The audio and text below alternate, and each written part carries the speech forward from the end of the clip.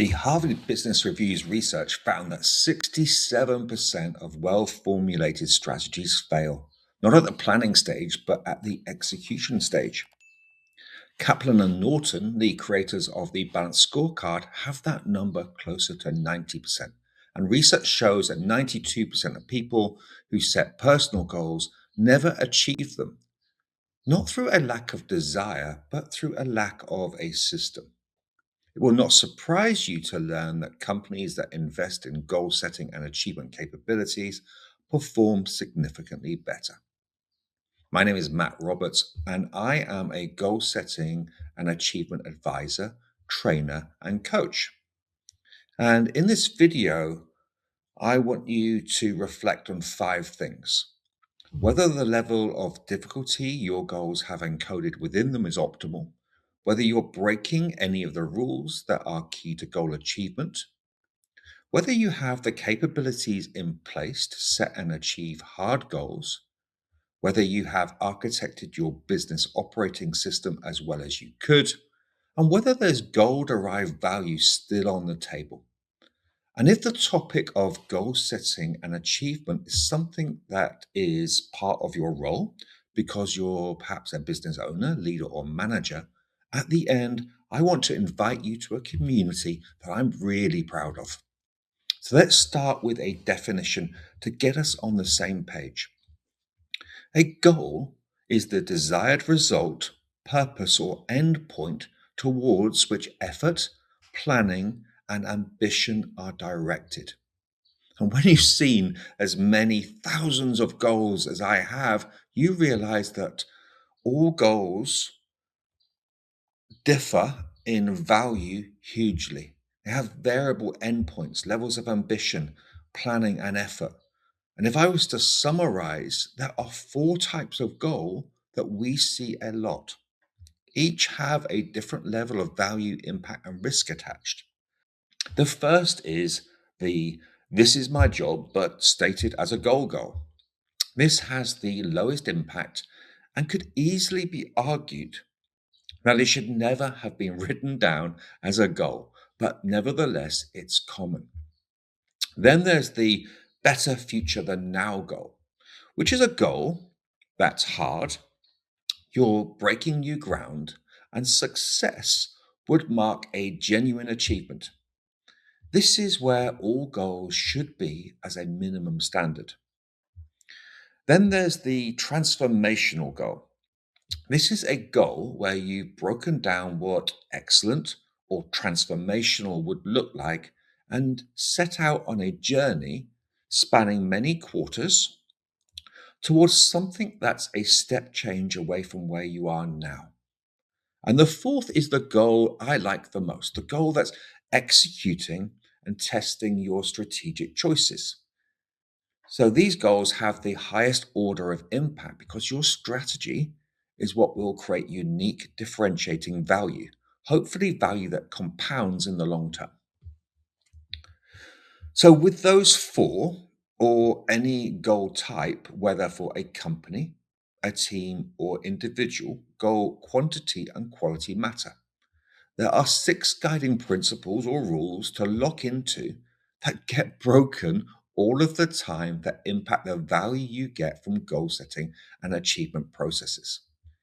They are: the first is the more goals you have, the more you dilute your effort and the more likely you are to not achieve anything of note. So we see organizations that have so many goals that teams and people don't know what matters most, and mediocre performance becomes the standard.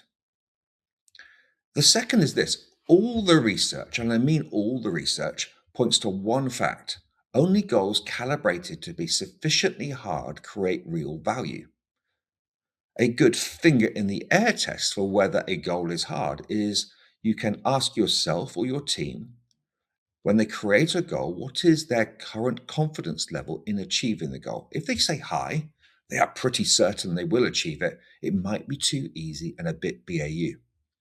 The third is that goals need narratives. Without these structured, documented narratives inside the goal, their critical thinking is weaker and their rationale can't be understood.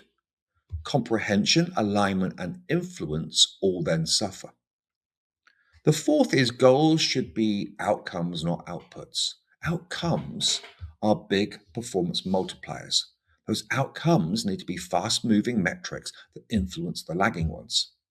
The fifth is progress is driven by initiatives and experiments, breaking down a goal into commitments to do specific work. And having an experimentation mindset is the capability that will keep giving to you. And lastly, goals that can't be resourced are not good goals. And resourcing for success usually means stopping something.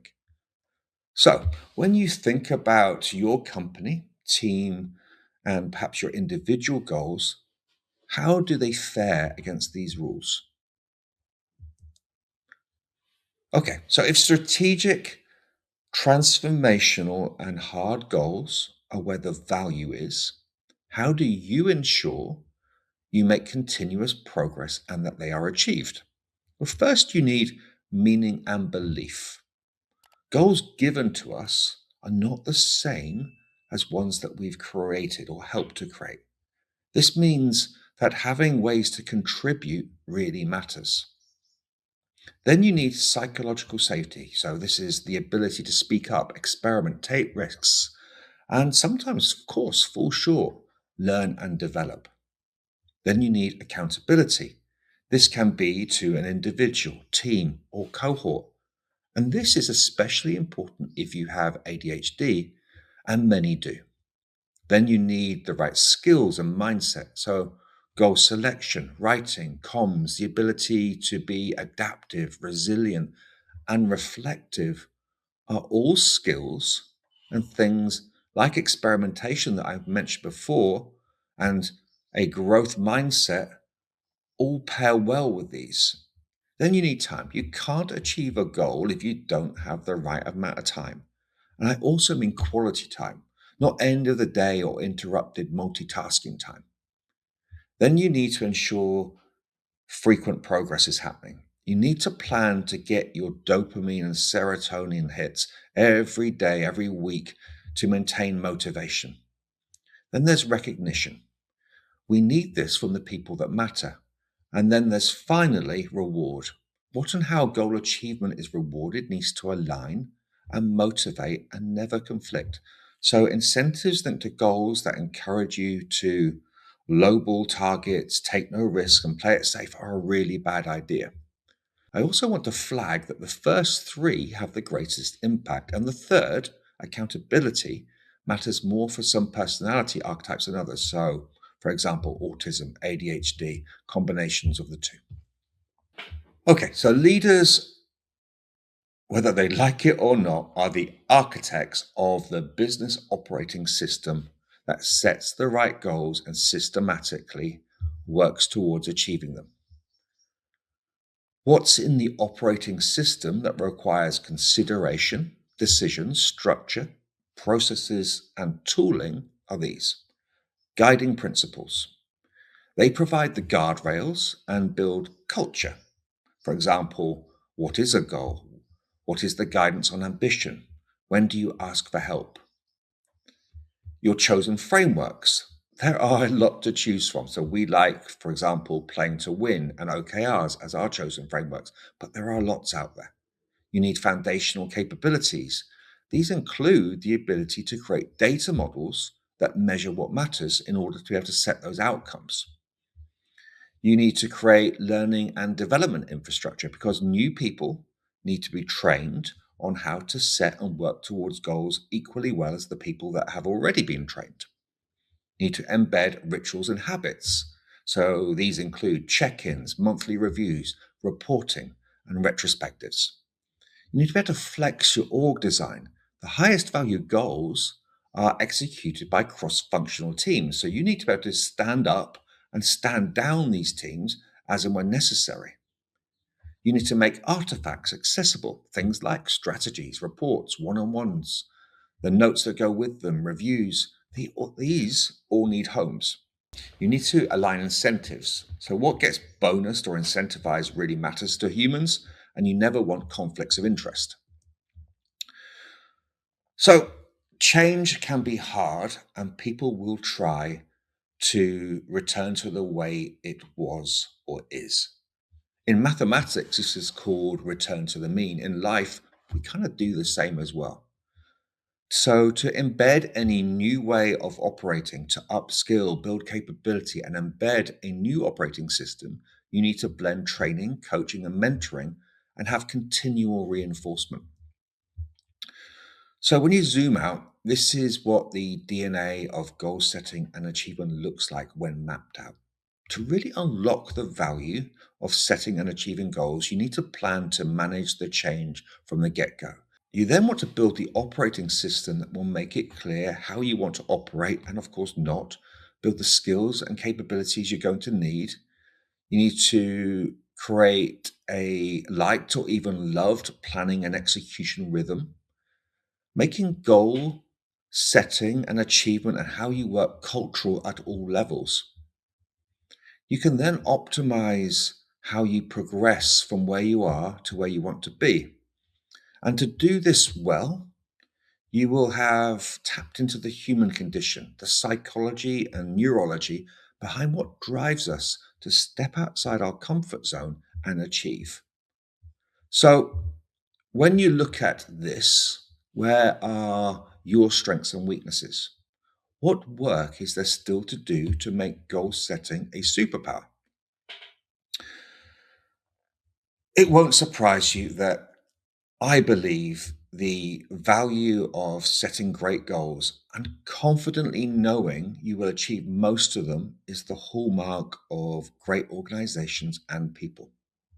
As Zocri, you can join a goal setting and achievement community that is developing that superpower.